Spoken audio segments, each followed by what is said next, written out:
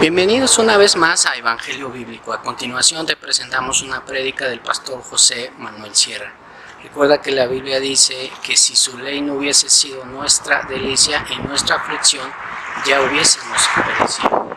Pero gracias a que Dios nos ha concedido la palabra de Dios, tenemos una herramienta en cual anclarnos, que es la palabra de Dios. Así es que te invito por favor a que pongamos mucha atención en el siguiente mensaje.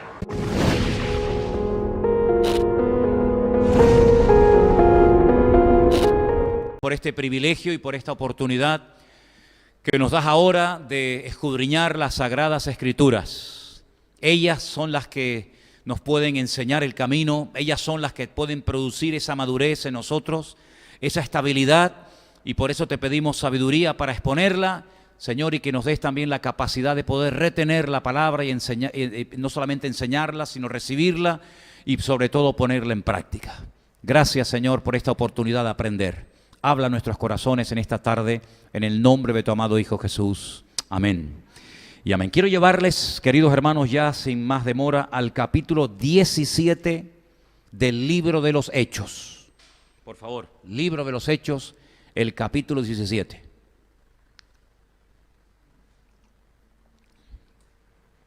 En este capítulo 17, digamos que hay como tres grupos de personas de tres lugares diferentes.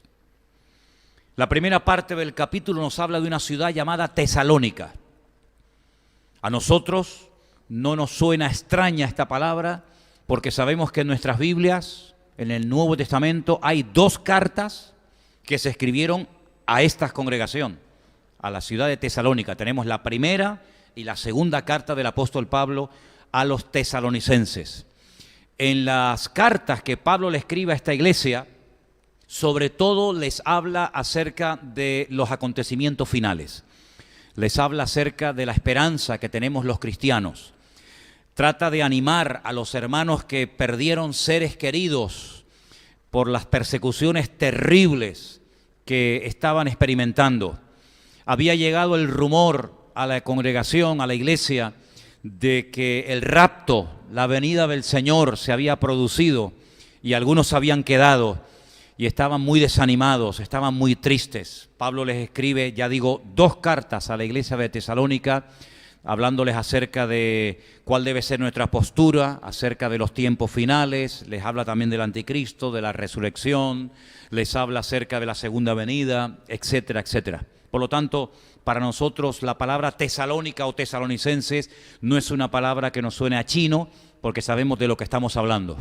Fue el lugar donde menos tiempo estuvo el apóstol Pablo. Donde más tiempo estuvo, sabemos que fue en Éfeso, 2 años. En Corinto, 1 año. Pero donde menos tiempo estuvo, probablemente no llegó a 3 semanas, fue en Tesalónica. Predica el Evangelio en Tesalónica, se produce un alboroto espectacular y Pablo tiene que salir corriendo y llega a un lugar, a otra población llamada Berea, ¿vale? Y yo quiero leer lo que pasó en Berea cuando el apóstol Pablo llegó y entra a una sinagoga a predicarles el Evangelio a aquellos judíos que estaban en aquel momento allí. Arranco a partir del versículo 10, Hechos 17, versículo 10. Dice así la palabra del Señor. Inmediatamente los hermanos enviaron de noche a Pablo y a Silas hasta Berea. Y ellos, habiendo llegado, entraron en la sinagoga de los judíos. Y estos eran más nobles que los que estaban en Tesalónica, pues recibieron la palabra con toda solicitud, escudriñando cada día las Escrituras para ver si estas cosas eran así. Así que creyeron muchos de ellos y mujeres griegas de distinción y no pocos hombres. Cuando los judíos de Tesalónica supieron que también en Berea era anunciada la palabra de Dios por Pablo, fueron allá y también alborotaron a las multitudes. Pero inmediatamente los hermanos enviaron a Pablo que fuese hacia el mar, y Silas y Timoteo se quedaron allí. Y los que se habían encargado de conducir a Pablo le llevaron a Atenas.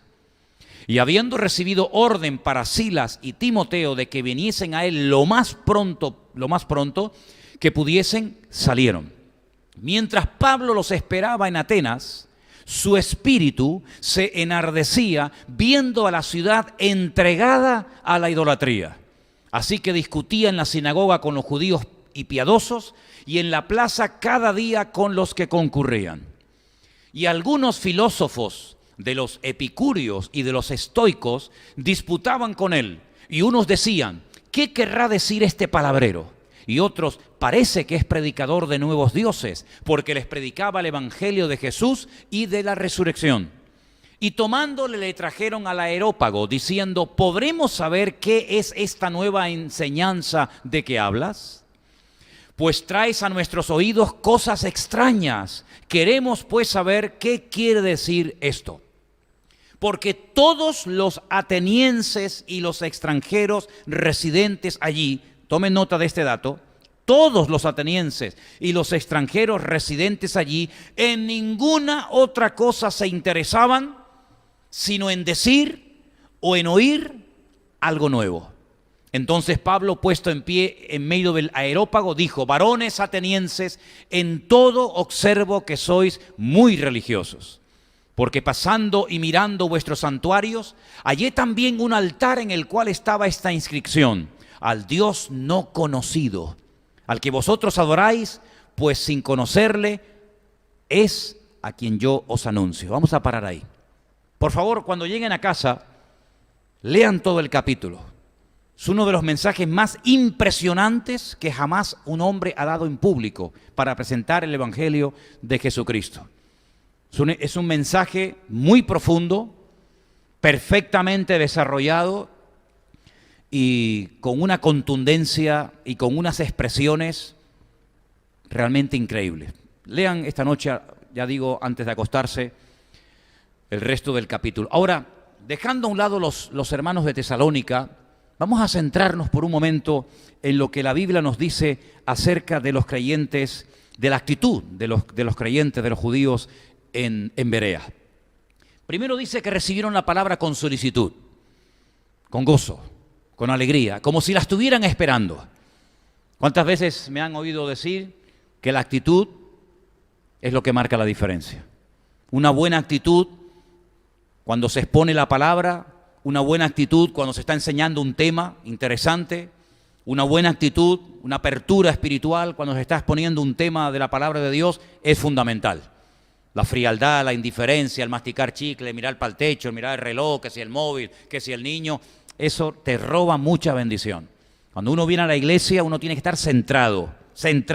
No me moleste, no quiero saber nada, no quiero saber el móvil, del niño, del perro que ladra, de la pita del coche, no me interesa. Yo vengo a encontrarme con mi Dios. Y la actitud es fundamental. Por eso yo siempre digo que, sobre todo ustedes que vienen de sus trabajos cansados, lógicamente, a lo mejor de haber aguantado cosas durante el día, palabrotas, etcétera. Oiga, venga un ratito antes al culto, ¿sí? Serene su espíritu, aquiete su alma. Si tiene que buscar un lugar tranquilo, para eso se hizo ese cuarto, para eso se construyó ese cuarto en su momento, un cuartito de oración. Usted puede estar ahí tranquilito, contando hasta 10, orando al Señor, diciendo: Dios mío, quiero olvidarme de lo que me dijeron esta mañana, fue tremendo esa bronca, fue tremendo esa humillación que me hicieron, ese accidente que vi, aquella cosa que no sé qué, y yo quiero entrar al culto sereno, tranquilo, sin nervio. Hermano, por favor, si yo lo hago, hombre, si yo lo hago y soy el pastor, ¿cuánto más ustedes? Entonces a veces es muy importante estar sereno un poquito antes del culto, porque a veces uno está en el culto y está pensando: mira lo que me dijo, mira lo que me hizo. ¿No les pasa? Y ahora mi marido cuando llegue, y el niño, no sé qué, y mi mujer que me tiene que llamar, y fulanito del sueldo, y mañana una llamada. Hermano, cuando venga al culto, como dice la palabra, recibieron la palabra con solicitud, diciendo: venga, háblanos, que estamos aquí para saber qué es lo que nos tienes que decir. Es muy importante la actitud, el prepararse espiritualmente. ¿Cómo va a estar yo antes de un culto hablando de fútbol en la puerta de la iglesia? Y después voy a entrar a la iglesia para que el Señor me hable. ¿Pero esto qué es? Esto no es un cine, esto no es un teatro. Estamos hablando de la película, del Gran Hermano, de fulanito, del gobierno, no sé qué, y después entramos al culto a encontrarnos con el Creador. Bueno, es una falta de respeto, eso no puede ser. Tiene que venir al culto centrado, puntual, si puede venir un poquito antes mejor, para estar tranquilito, orando, leyendo la palabra. Tiene que ir al baño, lavarse las manos, echarse un poquito de agua en la cara para despejarse un poquito, Si viene sudado, se trae su desodorante, su colonia, se peina un poquito en el baño, se pone en condiciones que se va a encontrar con el Señor, ¿sí o no? Eso es, oye, hay que hacerlo. El sumo sacerdote no, venga, ay, que me toca, vamos, no. Tenía que lavarse, ponerse las vestiduras, colocárselas bien, que no estuviera el efod para un lado, la mitra para otro, y tenía que entrar tranquilamente al Señor. Y el Señor le decía, ni me sudes, es decir, tranquilito, muévete con tranquilidad, nada de prisa, carrera, vámonos, ahora que los niños, que mañana el colegio, tranquilo, relájese. Unos hermanos parecen como los bomberos, siempre van con prisa, con carrera, con agobio. Tranquilo, venga tranquilo, relajado. Una buena actitud, Señor, háblame. Y el Señor le va a hablar. Eso es muy importante. Claro, porque a veces uno está tantas cosas en la cabeza. Pero eso es importante. Pero lo que viene ahora aún es más importante.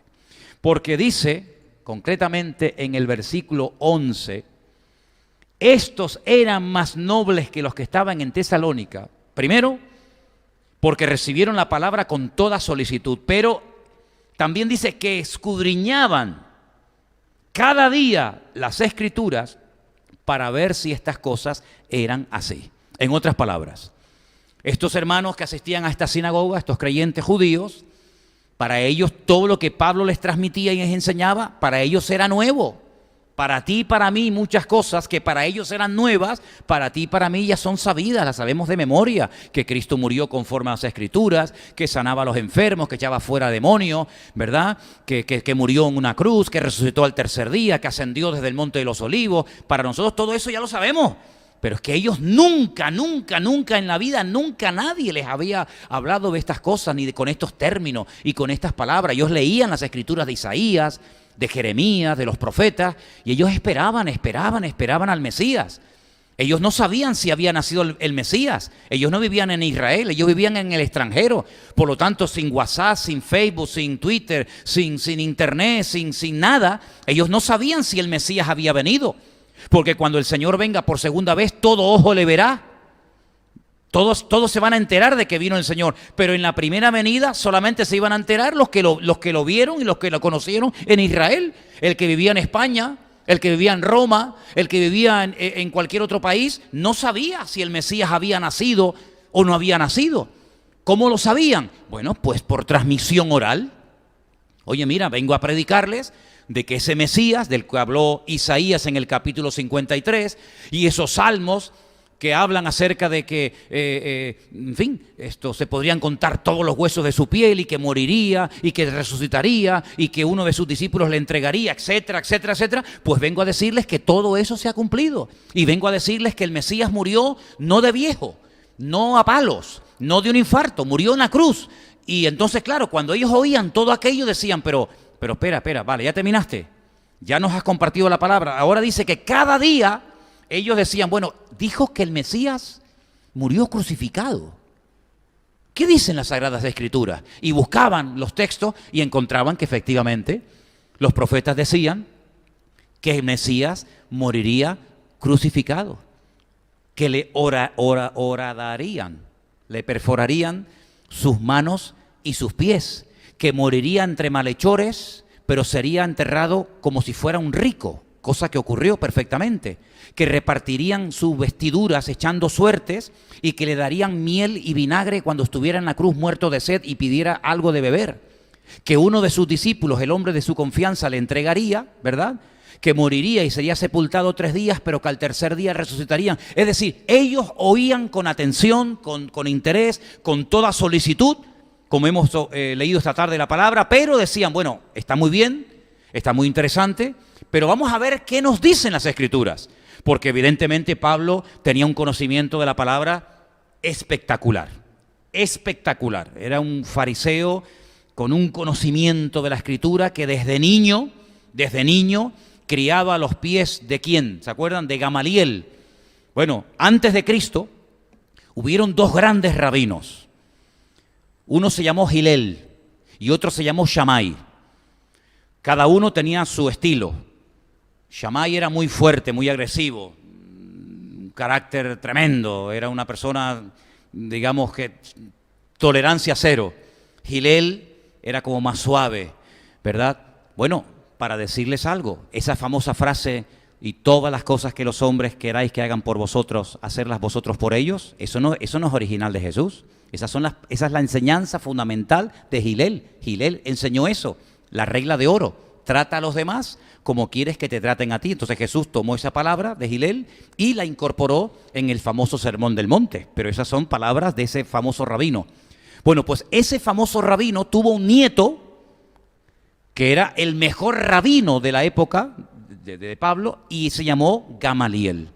Así que Gamaliel era el nieto de Gilel y fue el maestro desde niño del apóstol Pablo.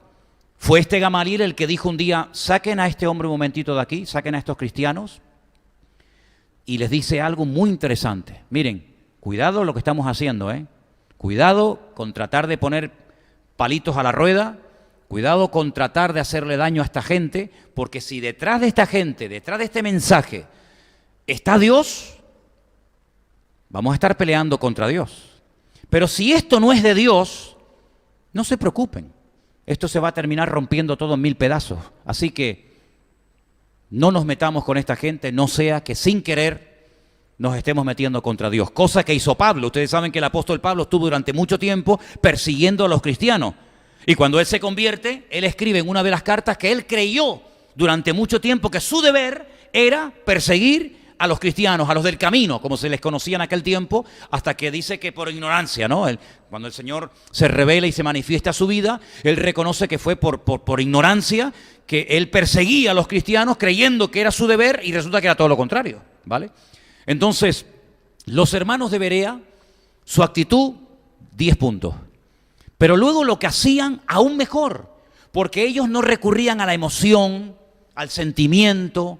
A mí me parece que no.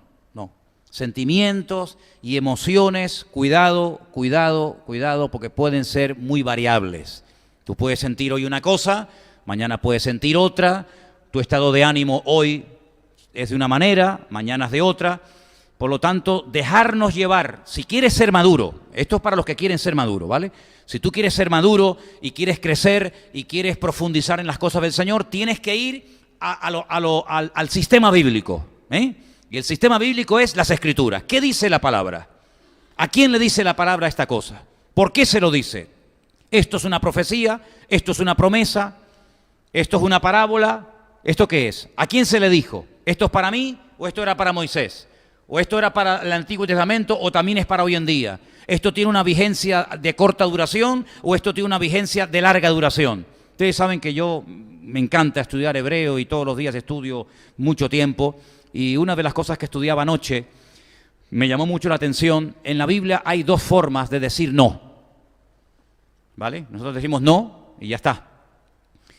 Por ejemplo, en los 10 mandamientos la palabra no se escribe de una manera, pero cuando hay un no que puede ser no un sí, pero algo que no se debe hacer ahora, pero a lo mejor mañana sí o más adelante, se escribe la palabra diferente. ¿Me explico? Es como un no permanente y constante, no matarás.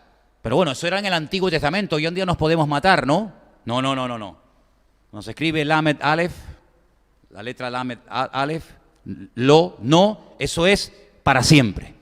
Pero luego hay otro no, que se escribe con otras letras y diferente, que es como decir, bueno, esto no se puede hacer ahora, pero tal vez en algún otro momento se podrá hacer. ¿Me explico? Para enfatizar la diferencia, ¿no?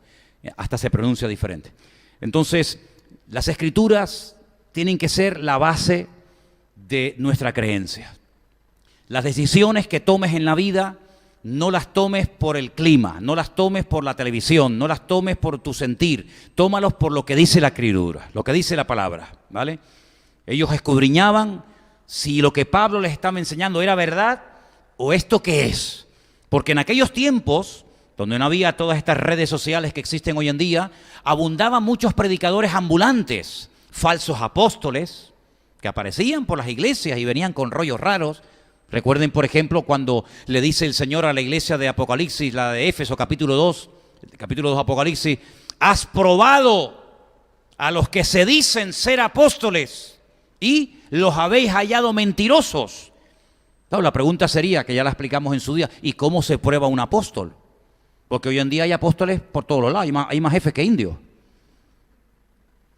¿no? Hoy en día todo el mundo es apóstol. A veces me dice la gente, Manolo, ¿y tú con tantos años que llevas de pastor, desde el año 81, con todas las iglesias que tú has abierto y con no sé qué, ¿tú por qué no te llamas apóstol? Digo, porque yo me llamo Manolo. Yo a estas alturas ahora cambiarme el nombre, es que me daría esta vergüenza que usted me llamara apóstol. Y otra cosa, y en el cielo que yo sepa hay 12 tronos, ¿no? O a lo mejor hay más, no sé. Bueno, vamos a dejarlo ahí. Probasteis a los que dicen ser apóstoles y no lo son. Y había falsos maestros.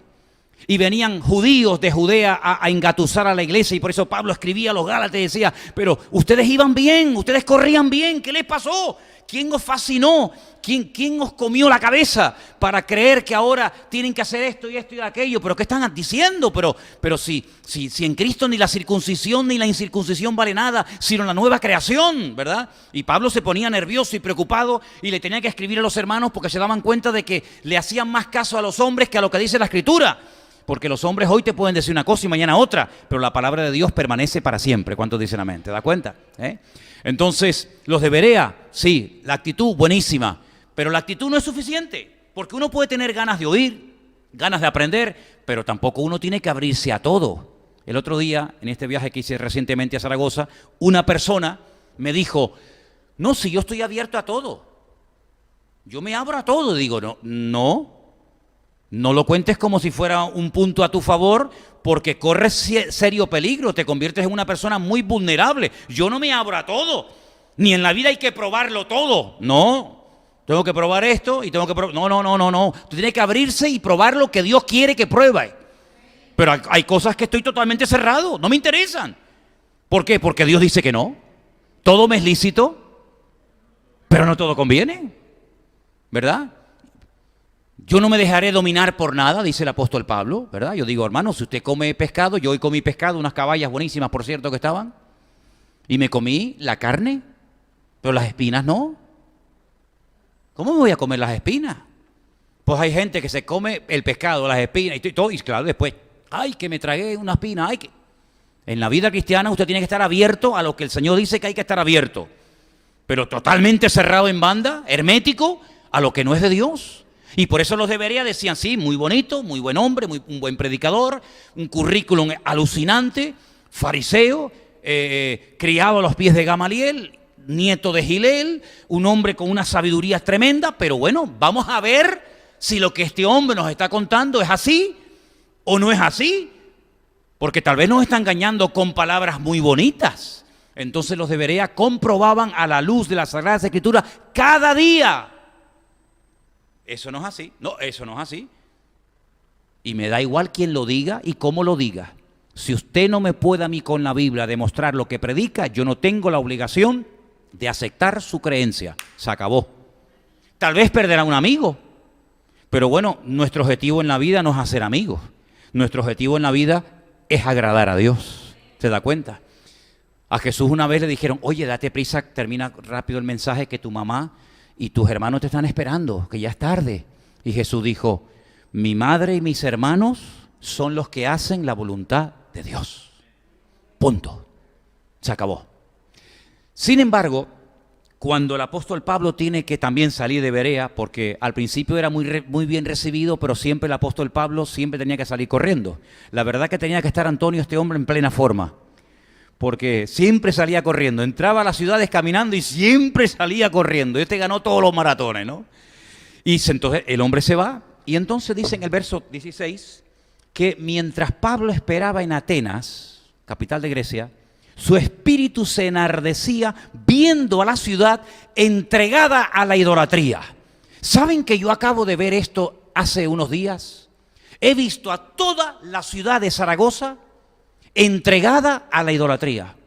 Tienen una virgen así, es la más pequeña del mundo, chiquitita, una corona así gigante, pero muy pequeñita, que se llama la Virgen del Pilar, porque dicen que apareció en un pilar. Bueno, pues toda la ciudad, todas las fiestas, todo el folclore, toda la música, todo, absolutamente todo, gira en torno a la idolatría. A los niños pequeñitos los llevan desde pequeños y los pasan por el manto de la Virgen. cuando son un poquito grandes los llevan para que besen a la Virgen. Muchísimas niñas le ponen el nombre Pilar. Y es como algo tan fuerte que hasta los ateos, los comunistas, los que no creen en Dios, se tatúan la Virgen del Pilar como un símbolo de identidad de la patria, de la provincia o de la ciudad. Toda la ciudad entregada. Ahora son las fiestas y todas las fiestas, el alcalde, todos van allí. Y me decía este hermano Juan Antonio, con el cual me hospedé, me decía que el alcalde, todas las autoridades van allí y se rinden. Hay como un ritual y nos rendimos a la Virgen del Pilar y no sé qué. A un ídolo que tiene boca y no habla, que tiene oídos y no oye, que tiene pies y no camina y que está allí sin moverse porque está muerto. No, es un ídolo que hicieron las manos del hombre. Pero toda la ciudad entregada a la idolatría como hacían los tesalonicenses. Gente con tanta cultura, aparentemente, gente con toda esa filosofía. Aquí menciona dos grupos. No me da tiempo ahora de explicar todas las diferencias, pero estaban los estoicos y estaban los epicúreos. Son los dos extremos. Uno es el libertinaje, lo que sienta, no pasa nada, no hay norma, venga, la casa por la ventana. Y los otros hasta se hacían daño al cuerpo, porque el cuerpo es la cárcel del alma. Y bueno, una cosa tremenda. Séneca, Platón, Aristóteles, tanta filosofía, y al final Pablo les llama ignorantes. Porque soy unos auténticos ignorantes. Queriendo ser sabios, se hacen necios. ¿Y cómo es posible que gente aparentemente tan sabia, pero cuidado, porque en la Biblia cuando se habla de la sabiduría, se hace una gran diferencia entre las sabidurías que existen. Hay gente que es inteligente, pero sabia no tiene nada que ver. Pero Santiago dice que hay una sabiduría que es de este mundo, que es animal, terrenal y diabólica. Pero luego hay otra sabiduría, que es la que viene de lo alto, ¿verdad? Del Padre de las luces, como lo llama a Dios, que tiene otras características. Y esta gente aparentemente era sabia, inventaron la famosa democracia. Ellos son los que crearon el sistema de gobierno que tenemos hoy en día en Europa y en muchas partes del mundo, la democracia. Ellos inventaron las Olimpiadas, los Juegos Olímpicos, el hedonismo, el culto al cuerpo, los gimnasios. Mire, sinceramente les digo, si no fuera por el clima y por el paisaje, Canarias y España se parecen mucho al estilo de vida de los griegos. ¿Se han dado cuenta la cantidad de gimnasios que han proliferado de un tiempo a esta parte por todos los lados? Aquí en esta calle, entre esta calle y la otra, tenemos 4 o 5 gimnasios diferentes. ¿Se dan cuenta la cantidad de gente que corre, que salta, que brinca, que bicicleta, que esto, que aquello? Los griegos estaban todo el santo día con el culto al cuerpo. Fíjate lo fanáticos que eran del deporte, que cuando llegaron y conquistaron Jerusalén, al templo lo convirtieron en un spa, lo convirtieron en un gimnasio. Y ponían allí a sus dioses, porque para ellos el cuerpo era lo máximo, era lo principal, el cuerpo era lo primero. Pero sin embargo después eran unos auténticos degenerados, depravados, todo valía, la mayoría eran bisexuales. El mismo Alejandro Magno, emperador del imperio griego, era homosexual. De ahí que su imperio se dividiera porque no tuvo descendencia en sus generales. Sí, era viva la vida, viva la vida, todo, culto al cuerpo, borracheras, orgía, homosexualidad, lesbianismo, sadomasoquismo, todo, no pasa nada. Ustedes van, por ejemplo, a los teatros o van, por ejemplo, a los lugares que todavía quedan como recuerdo arqueológico de los tiempos de los griegos y van a ver que hay niños con perros, con animales, mujeres con hombres, hombres con animales, animales con niños. Era una depravación total y absoluta. Pero luego sí, cuidado, muy religiosos, muy religiosos. El apóstol Pablo dice que se enardecía viendo aquel desmadre, aquel descontrol, aquella promiscuidad sexual elevada a la máxima potencia, pero eso sí, muy religioso. Estudias la mitología griega y eso es para echarte a llorar o a correr. Dioses que se matan, dioses que se pelean, dioses que secuestran. La misma Europa, el continente europeo es de la parte de la mitología griega, el euro, la moneda que utilizamos y tantas cosas, ¿verdad? Pero muy religiosos. Fíjate que llegaron al punto de tener una columna, un pedestal, con una inscripción, por si se les quedaba alguno, que decía, al Dios no conocido. Si adoraban a Afrodita, adoraban a Baco, adoraban a Ceres, adoraban a Poseidón, adoraban a todo. pero por si acaso se nos queda algunos por adorar, vamos a ponerle una columna, un pedestal y ponemos una inscripción al Dios no conocido. Entonces el apóstol Pablo, hombre tremendamente observador, que utilizaba cualquier coyuntura, cualquier situación para presentar el evangelio, le dice, ¿saben?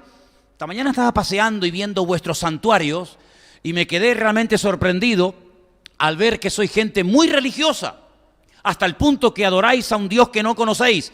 Yo os voy a hablar de ese Dios al cual ustedes no conocen. Y como dice la Biblia en el versículo 21, que los atenienses y los extranjeros residentes allí en ninguna otra cosa se interesaban sino en decir o en oír algo nuevo, el apóstol Pablo dijo, esta es la mía. Y comienza a hablarles del evangelio, un mensaje impresionante, pero dice que cuando terminó hablándoles de la anastasis, palabra griega que se ha traducido al castellano por la palabra resurrección, dijeron, no, basta, ya está, no, se acabó, ya está.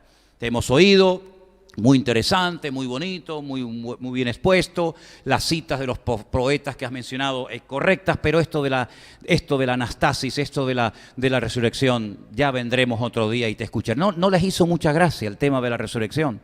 De hecho, el único lugar que Pablo visitó durante su ministerio que no fundó una iglesia, sí se convirtió alguna gente, lógicamente, pero no fundó una iglesia, curiosamente fue en Atenas.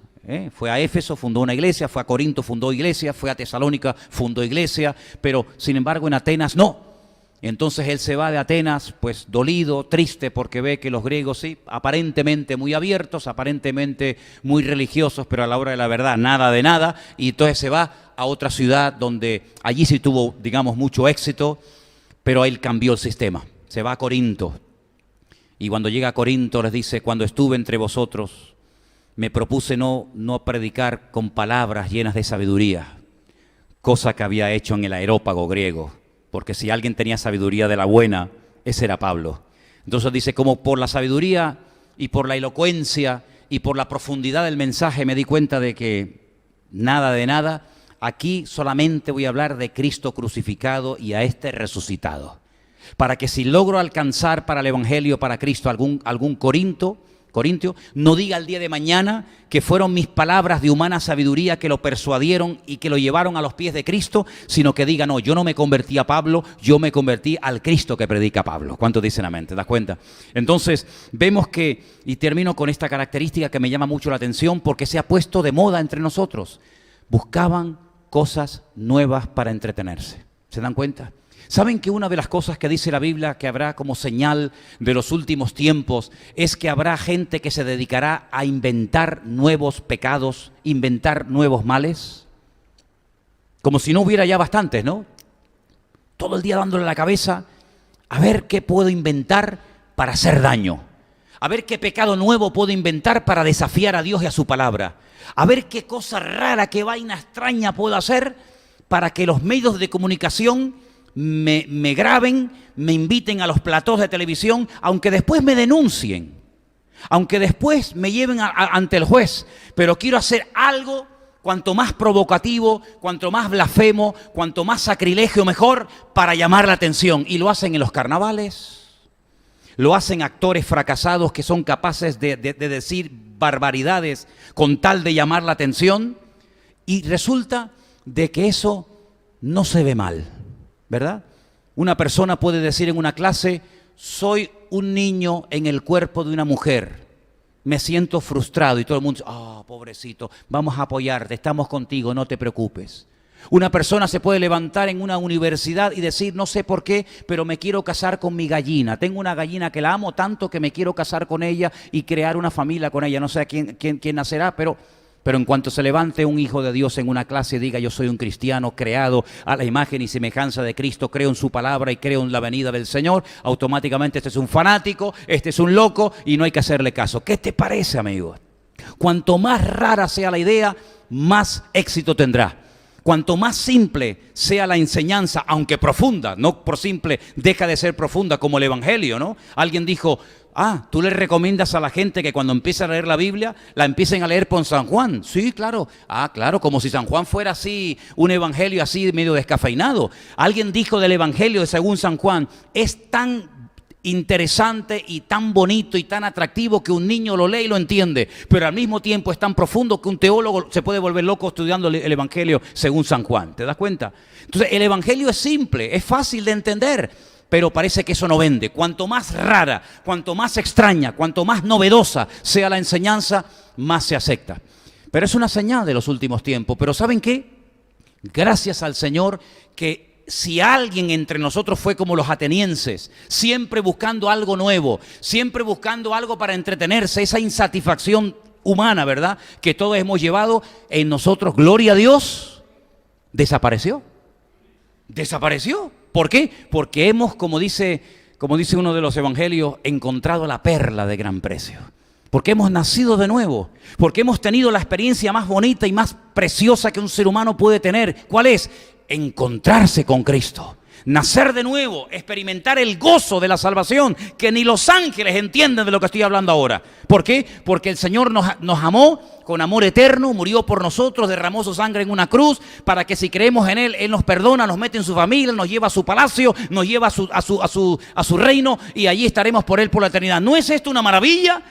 ¿Qué más puedo buscar fuera del Señor? ¿Os queréis ir también vosotros? Dijo el Señor a sus discípulos. Y Pedro se atrevió a decirle, ¿irnos nosotros? ¿A dónde? Después de haberte oído, después de haberte conocido, que tienes palabra de vida eterna, ¿a dónde vamos a ir ahora nosotros? No hay ningún maestro, no hay ningún rabino, no hay ninguna religión, no hay ninguna filosofía, no hay ningún estilo de vida que te llegue a ti ni a la suela del zapato.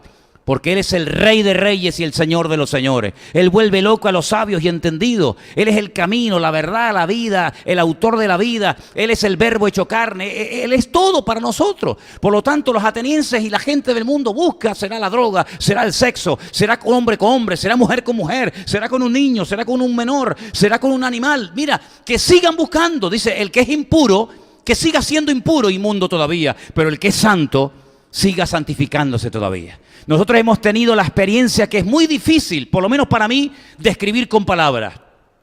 No porque no lo pueda decir, sino porque hay sensaciones y hay la presencia de Dios en nuestros corazones que qué palabra, qué adjetivo, qué adverbio, qué sustantivo, qué palabra puedo utilizar para describir que me he encontrado con el autor de la vida. No hay ninguna expresión lo suficientemente rica y profunda para poder decir lo que el hombre necesita es encontrarse con el Creador. Amén, hermanos. Vamos a orar en esta tarde. Ahí donde estás. Gloria a Dios, se terminó la búsqueda. La insatisfacción, el vacío se llenó. Como la tierra que estaba vacía, en tinieblas, caos. Hasta el día que el Señor habló. Exactamente igual ocurrió contigo y conmigo. Vacío, desorden, tinieblas, insatisfacción, hasta que el Señor vino a tu vida y a la mía, le conocimos y se acabó. Y ahora Él que vive dentro de ti, le da testimonio a tu espíritu de que eres de Él, de que le perteneces a Él, y que nada ni nadie te podrá separar jamás de sus poderosas y benditas manos. Gracias te damos en esta tarde por haberte conocido. Ya no tenemos que buscar en ninguna parte, porque ninguna experiencia se podrá comparar a la experiencia de encontrarnos contigo. Gracias, Señor, porque tú has transformado nuestra vida y ya no tenemos que seguir buscando por aquí y por allá, porque cuando te entregamos nuestra vida a ti y mantenemos esa experiencia diariamente, tú, Señor, nos demuestras que contigo lo tenemos todo y sin ti no tenemos nada. Y el encontrarnos con Él es la mejor experiencia que un ser humano puede tener en esta vida. A Él sea la gloria y la honra en el nombre de Jesús. Amén y amén. Gloria a Dios.